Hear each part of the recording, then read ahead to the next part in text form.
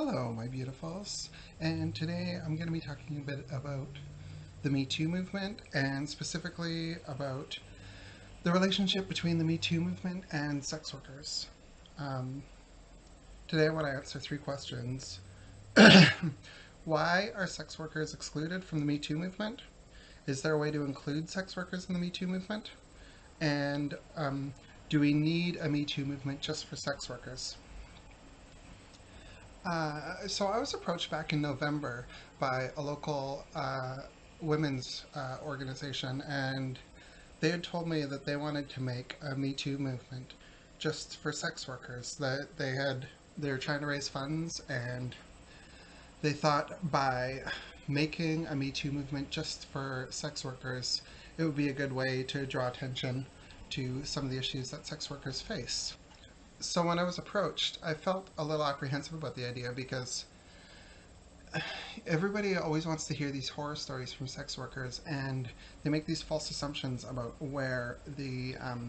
why these things happen as sex workers.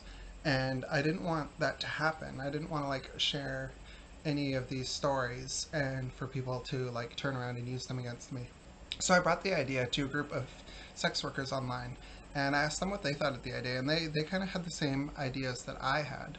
So I went back to this group and I said, I've got a lot of problems with this idea. I don't think it's a good idea. And I explained to them why. And they were like, oh, yeah, no, we never thought of it that way. We don't have any sex workers in our organizing group. And it just never occurred to me.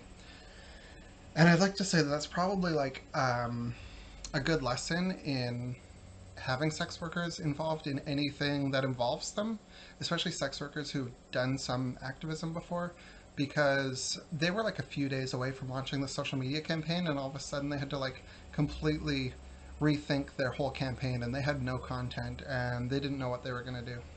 And this idea of a Me Too movement just for sex workers is something that I've seen repeated again and again, and the New York Times has written a piece, I think, or maybe it was the New York Daily Post or something, and Time Magazine wrote a piece, and I see all these people writing editorials about where are the sex workers in the Me Too movement? We need a Me Too movement for sex workers, and they don't really seem to put it together. And a porn site even said that they were going to do a Me Too movement just for sex workers.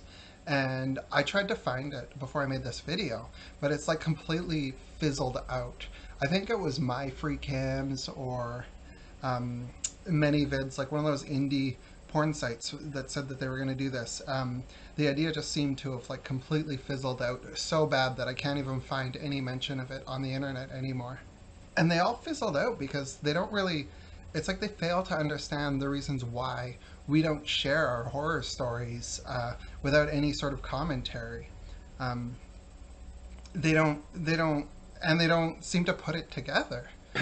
The Me Too movement was used to draw attention to sexual assault and sexual harassment and how common it is.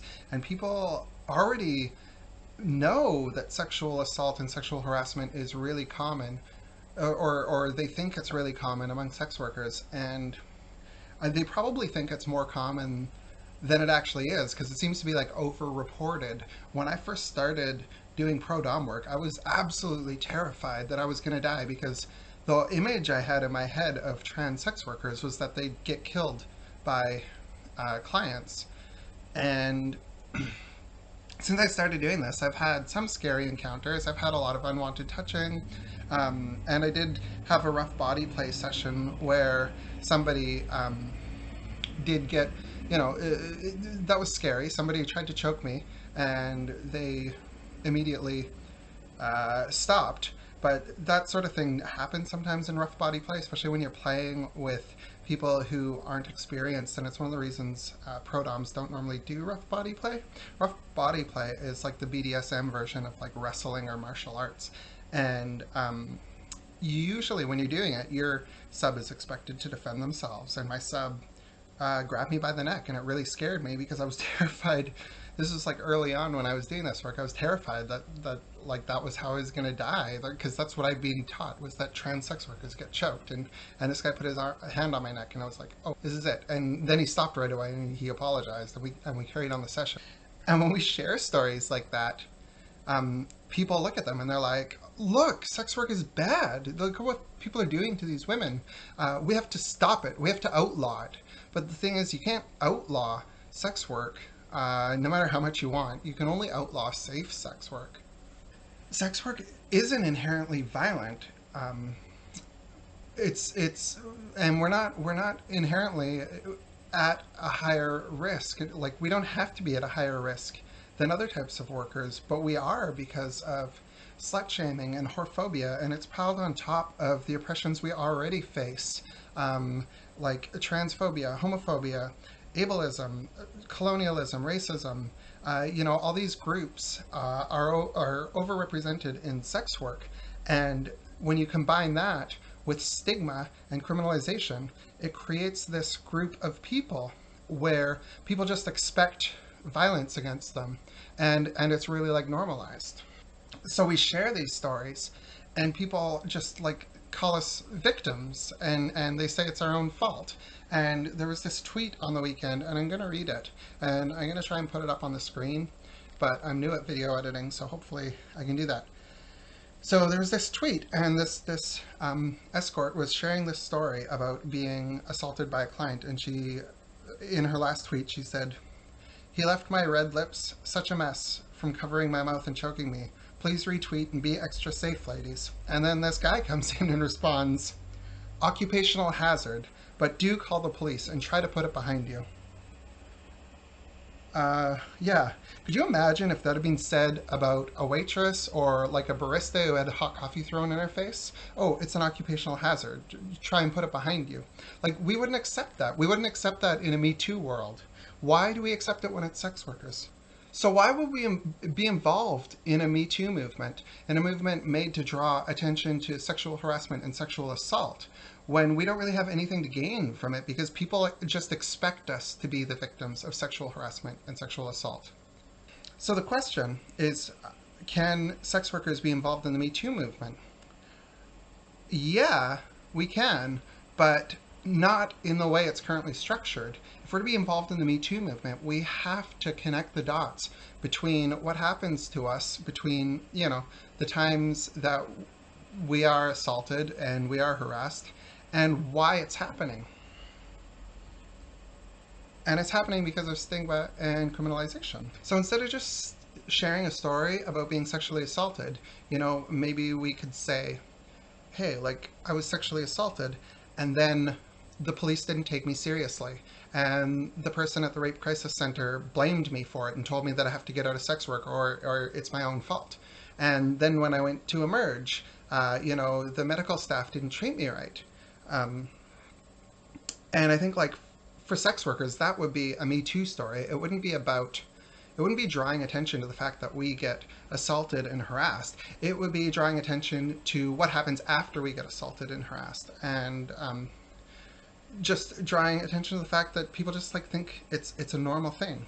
And so we might talk about the attitudes of people who are supposed to be there to help us, but because of criminalization and stigma, they end up upholding this culture where we're just expected to be victims, where because of the work that we do, it's just an occupational hazard, and it's shrugged off, and it's normalized. And then the oppressions against us as women, and as trans women, and gay women, and disabled women, and women that face all these different systemic oppressions, it becomes normalized. As a trans woman, the idea that I'm a sex worker is already normalized, and that feeds into violence against trans women because sex workers are just expected to have violence happen to them. As a society, we just accept it and expect it, and because trans women are automatically seen as sex workers, or soon to be sex workers, we also accept that violence against trans women is something that's normal. Do we need a Me Too movement just for sex workers? Maybe. But what I'm proposing is something radical, because Me Too movement is good at raising awareness. But what I'd like to see is something that goes beyond that awareness, something that's actually radical, that tackles the root causes of violence and oppression. And when I say radical, I mean in the surgical sense, like something that goes after the cause of the illness directly. It gets to the very base of it and pulls it out. And maybe that's what the Me Too movement needs. Maybe it needs to move beyond awareness and go into tackling the root causes of violence against women and sex workers and trans women and the LGBT people and people with disabilities and First Nations people. You know, maybe that's what the Me Too movement needs, and maybe sex workers can help bring it to that point. Do we need a new hashtag to bring it to that point?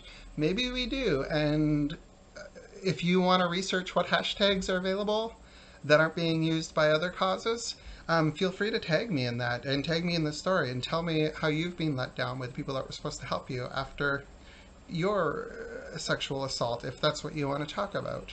You can find me on Twitter. My name is @SadistHaley. And I'll definitely help you spread that and start that. If you have any thoughts on this video, feel free to comment below. If you like this video, hit like and subscribe. I'm hoping to get up to 100 subscribers because once I get to that point, I get all sorts of new customization options for my YouTube channel.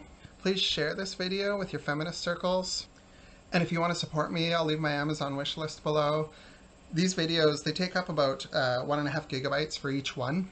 And I only have 120 gigabyte solid state drive on this computer, so I really need to figure out an external storage solution.